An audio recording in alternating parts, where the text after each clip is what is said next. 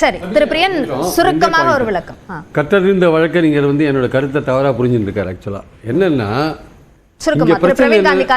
பிரச்சனை என்னன்னா இங்க இருக்கிற கட்சிகள் எல்லாம் திமுக ஆட்சி அகற்றணும் தான் போராடி இருக்காங்க. எதிர்கட்சிகள்லாம் அந்த கட்சிகளுக்குள்ள எப்படி ஒற்றுமை வரும், யார் கூட்டணி சேருவாங்கன்றத இப்ப பேசிட்டு இருக்கோம். அங்கங்க திமுக வந்து திடீர்னு திமுக தான் ஆட்சியை விட்டு அகற்ற போறீங்க, அங்கங்க திமுக வருது.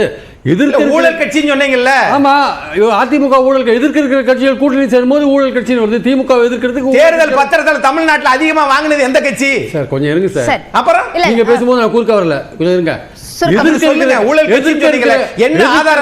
எதிர்க்க இருக்கிற கட்சிகள் கூட்டணி சேரும்போது இந்த மாதிரியான விமர்சனங்கள் வரும்னு நான் சொல்ல வரேன். விஜய் புதுசா பாலிடிக்ஸ்க்கு வந்திருக்காரு. அவர் இது அதிமுக சேரும்போது இந்த பிரச்சனை நடிகர் விஜய்க்கு தெரியுங்க சார். இந்த பிரச்சனைகள் வரதான் செய்யும் சார். ஒரு நிமிஷம் இருங்க, ஒரு நிமிஷம் இருங்க, நீங்க ஒரு நிமிஷம் இருங்க, நீங்க ஒரு நிமிஷம் இருங்க, என்ன பேச விடுங்க, என்ன பேச விடுங்க. அதிமுக சேரும் பொழுது இந்த மாதிரியான விமர்சனங்கள் விஜயை நோக்கி வைக்கப்படும் என்பதுதான் என்னுடைய கருத்து. அது ஆண்ட கட்சி பலவிதமான குற்றச்சாட்டுகளுக்கு ஆளான கட்சி. அதனால இந்த விஷயங்கள் நியூவா வரும்போது நீங்க அவர் கூட போய் சேர்ந்தீங்கன்னு ஒரு பிரச்சனை வரும். அவர் ரெண்டாவது நீங்க அவர் அதிமுக சேர மாட்டோம்னு அவர் சொல்லிட்டாரு சொல்றாரு. தேர்தல் நேரத்தில் என்ன நடக்கும்னு சொல்ல முடியாது. என்னுடைய பாயிண்ட் என்னன்னா திமுக அங்க வரவே இல்லை. திமுக அகற்றத்துக்கான எதிர்கட்சிகள் அங்க இருக்கு. எதிர்கட்சிகளுக்குள்ள எப்படிப்பட்ட ஃபார்மேஷன் வரும் தானே நம்ம பேசிட்டு இருக்கோம். நம்ம அதனால அந்த புரிதல் தவறான புரிதல் அவருக்கு. ஆக்சுவலா இன்னொன்று பாத்தீங்கன்னா இல்ல நேரம் ரொம்ப குறைவா இருக்கு. நான் முதல் சுற்று வாய்ப்பை நான் ஒருத்தருக்கு கொடுக்காம நான் அடுத்த சுற்றுல உங்களுக்கு வாய்ப்பு தரேன், நீங்க அப்ப பேசலாம். இந்த விஷயத்தை மட்டும் சொல்லி இல்ல இந்த விஷயம் சொல்லி நேரம் இல்ல திருப்பி இந்த விஷயம் சொல்லிடுங்க. தனியாவும் போகணும்னு சொல்றாரு. கூட்டணியா தனியா போனா ஜெயிக்கவும் மாட்டேன்னு சொல்றாரு. அப்படின்னா நான் சொன்னேன் தனியா போனா ஜெயிக்க மாட்டார், ஆட்சிக்கு வரதுக்கான வாய்ப்பு இல்லை. ஆனால் அவருடைய பலத்தை தெரிந்து கொள்ள வேண்டும் என்பதற்காக தனியாக போக வேண்டும். அதுதான் சரி. திரு பிரவீன் காந்தி, கூட்டணி அமைப்பு என்ற ஒரு விஷயத்துல அதிகார பகிர்வு என்பதை மீண்டும் மீண்டும் திரு விஜய் குறிப்பிடுகிறார். ஆனால் அவர் பக்கம் எந்த கட்சியும் போவதற்கு வாய்ப்பில்லை என்ற கருத்தை இங்கு இருப்பவர்கள் தெரிவிக்கிறார்கள். உங்களுடைய பார்வை என்ன? நிகழ்வை காணும் மக்களுக்கும் நிகழ்வில் கலந்து கொண்ட அனைத்து மக்களுக்கும் என்னுடைய பணிவான வணக்கம். என்னன்னா 2 வருடம் இருண்டு போன வறண்டு போன தமிழகத்தில் 2 வருடங்கள் எடுத்துக்கொண்டு இத்தனை பெரிய ஒரு பிரமிப்பை உருவாக்கி இருக்கும் தாவேகா கட்சிக்கு என்னுடைய 2வது வருட பாராட்டுக்கள். மிரண்டு இருக்கிறார்கள். 2வது வருடம் தான் ஆரம்பிச்சிருக்கு, அனைவரும் மிரண்டு இருக்கிறார்கள்.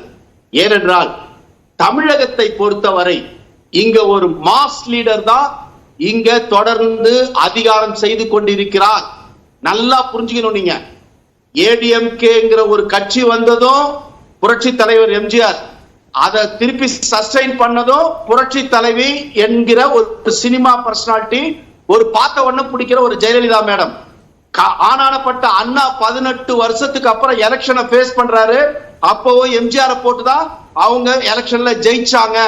இது கலைஞருக்கும் தெரியும்.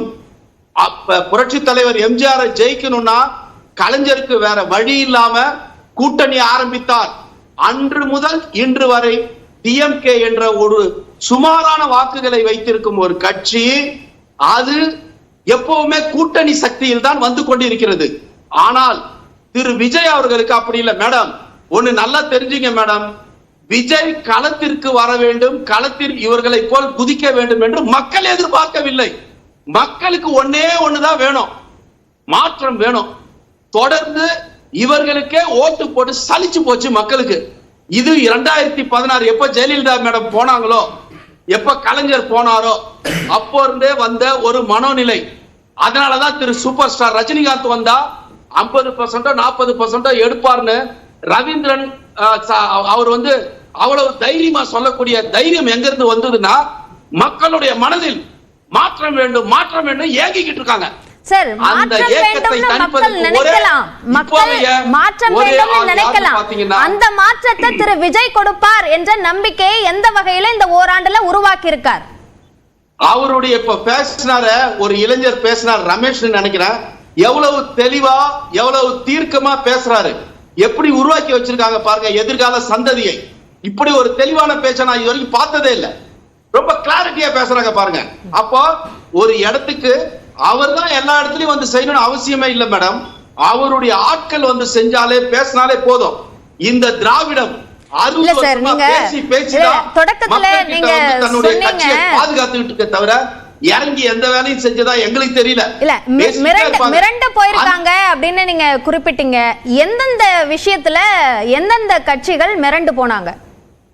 நிச்சயமாக திராவிட கட்சியில் இன்று உதயநிதி ஸ்டாலின் அவர்களை முன்னிலைப்படுத்தி அந்த கட்சியை பலப்படுத்துறதுக்கான வேலையா அவங்களுக்கு எங்க தீர்க்கமா வந்ததுன்னா, திரு விஜய் அவர்கள் எப்ப களம் கண்டாரோ தன்னுடைய உதயநிதி ஸ்டாலினை ஸ்ட்ராங் பண்ணணுங்கிறதுக்கு அங்க இருந்தே ஆரம்பிச்சிருச்சு. என்று இளைஞர்கள் எங்க நல்லா கேட்டுங்க மேடம், புரட்சி தலைவர் எம்ஜிஆர் வரும்போது இளைஞர்கள் அவர் பின்னாடி நின்றார்கள். அதற்கு பின்னால் அதே சக்தியை கொண்ட திரு ரஜினிகாந்த், அந்த ரஜினிகாந்த் மிஸ் பண்ணதுனால இன்று இன்னும் சொல்ல போனா திரு ரஜினிகாந்த் அவர்களை விட ஒரு கூடுதலாக இன்றைய இளைஞர்கள் திரு விஜய் அவர்களை நேசிக்கிறார்கள். அது எல்லாருக்கும் தெரியும். எல்லா அந்த நேசிப்பு ரசிகராக இருந்திருக்கலாம், தொண்டராக அந்த நேசிப்பு தொடரலாம், வாக்காளர்களாக அது தொடருமா? மேடம் நீங்களே செஞ்சிருவீங்க மேடம்.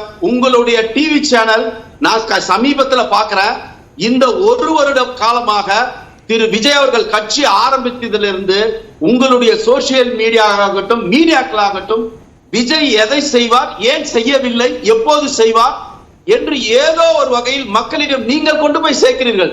ஏன் சேர்க்கிறீங்க? ஏன்னா மக்கள் சக்தியாக அவர் இருக்கிறார். அவரை பத்தி பேசினா மக்கள் கவனிக்கிறாங்க, இல்லைன்னா கவனிக்க மாட்டேங்கிறாங்க. இது ஒண்ணுதான் திரு விஜயோட பலம். இந்த பலத்தை அவர் பயன்படுத்தி கொண்டு தமிழக மக்களுக்கு ஒரு சிறந்த ஆட்சியை தருவார் என்று எல்லோரும் நம்புகிறார்கள். ஏனென்றால் அடிப்படையில் அவர் நிறைய பணம் வச்சிருக்காரு, நிறைய விட்டு கொடுக்கிற மனப்பான்மை தெரியுது. என்கிட்ட இப்ப 200 கோடி ரூபாய் சம்பளம் வேணாம், மக்களுக்கு செய்வான்னு வராரு. செய்யறதை எங்க ப்ரூவ் பண்ணாரு? 234 பசங்களுக்கு நல்லது பண்ணி அங்க இருந்து ஸ்டார்ட் பண்ணாரு. அப்போ கல்வியில் இவர் ஒரு காமராஜை ஃபாலோ பண்றாரு. ஒரு எதிர்காலத்தில் ஒரு அம்பேத்கரை தொடர்ந்து வலியுறுத்துகிறார். அம்பேத்கர் என்பது ஏழை எளிய மக்களுக்கான ஒரு மகாத்மா. உண்மையிலேயே மகாத்மா யாருன்னு பார்த்தா காந்தி கிடையாது. இந்த காந்தி நான் சொல்றேன், உண்மையான மகாத்மா யாருன்னு பாத்தீங்கன்னா அம்பேத்கர். அந்த அம்பேத்கரை முன்னெடுத்து திரு காமராஜ் அவர்களை முன்னெடுத்து வரும் விஜயை மக்கள் கூர்ந்து கவனிக்கிறார்கள். அதுக்கு உங்களுக்கு தான் முதல்ல தேங்க்ஸ் பண்ணணும், மீடியாக்களுக்கு தான் தேங்க்ஸ் பண்ணணும். ஏன்னா ஒருவேளை திரு விஜய் அவர்கள் எல்லார மாதிரி வந்து சீமான் போல களத்துல இறங்கி, அண்ணாமலை போல் களத்துல இறங்கி செய்யலனா கூட அவரை பத்தி நீங்க பிரபகண்டா பண்ணிக்கிட்டே இருக்கீங்க, மக்கள் போய் சேர்ந்துகிட்டே இருக்கு. இல்ல களத்துக்கு வரலன்னா கூட அப்படின்னு நம்ம கடந்து போக முடியாது. 2026ல நாங்க ஆட்சி அமைக்கிறோம்னு சொல்றாரு. இப்போ வெளியிடப்பட்டிருக்க திரு பிரவீன் காந்தி, இல்ல என்னோட கேள்வியை உள்வாங்கிக்கோங்க. இப்ப இருக்கிற அறிக்கையில அரசியல் மயப்படுத்தணும் தொண்டர்களை என்று குறிப்பிடுகிறார். அரசியல்